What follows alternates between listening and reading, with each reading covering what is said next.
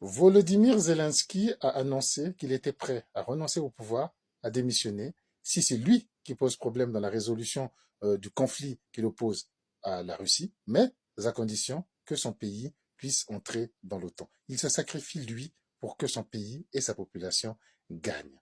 Cet exemple m'intéresse parce que je le transporte à l'Afrique et jamais, jamais en Afrique, un président ne s'est sacrifié pour l'intérêt de son pays ou de son peuple. C'est exactement même le contraire.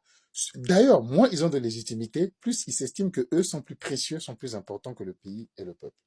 Un exemple, on l'a vu récemment dans les pays du Sahel où la communauté internationale et la CEDEAO dont ils étaient membres demandaient une clarification sur la durée de leur transition, sinon à défaut, il y avait des sanctions qui étaient appliquées.